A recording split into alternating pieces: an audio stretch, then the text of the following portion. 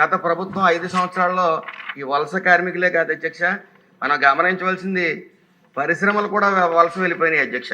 అయితే ఈ యొక్క అంశం అనేక శాఖలతో ముడిపడి ఉంది కాబట్టి అధ్యక్ష, అందరినీ సమయపరుచుకుని మరి ముందుకెళ్లవలసిన పరిస్థితి ఉంది అధ్యక్ష. ఈ 9 నెలల్లో ఎన్టీఆర్ భరోసా కింద ప్రతి నెల 63,36,932 మందికి 2,717 కోట్లు అందించడం జరుగుతుంది అధ్యక్ష. అలాగే 1,70,000 రేషన్ కార్డుల ద్వారా ప్రజా పంపిణీ వ్యవస్థ కొనసాగుతుంది అధ్యక్ష.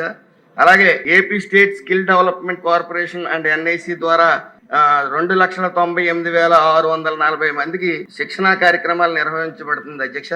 అలాగే పిఎం విశ్వకర్మ పథకం ద్వారా 1,10,920 మందికి శిక్షణ ఇవ్వడం జరుగుతుంది అధ్యక్ష. అలాగే ఎన్ఆర్జిఎస్ ద్వారా 46,44,687 పని దినాలు కల్పించడం జరిగింది అధ్యక్ష. సుమారు 8 లక్షల కోట్లు పెట్టుబడి రావడం జరిగింది అధ్యక్ష. తద్వారా పరిశ్రమల అభివృద్ధి, ఉపాధి అవకాశాలు మెరుగుపడతాయి అధ్యక్ష.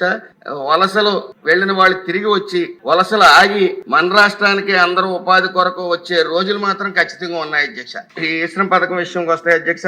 ఈ ఈశ్రం పోర్టల్ ను భారత ప్రభుత్వం కార్మిక అండ్ ఉపాధి మంత్రిత్వ శాఖ ఆగస్టు 26, 2021 ప్రారంభించడం జరిగింది అధ్యక్ష. ప్రతి రాష్ట్రంలోని 16 నుంచి 59 సంవత్సరాల వయసు గల అసంఘటిత కార్మికులను నమోదు చేసుకోవడం పోర్టల్ ద్వారా అభివృద్ధి చేయడం జరిగింది అధ్యక్ష.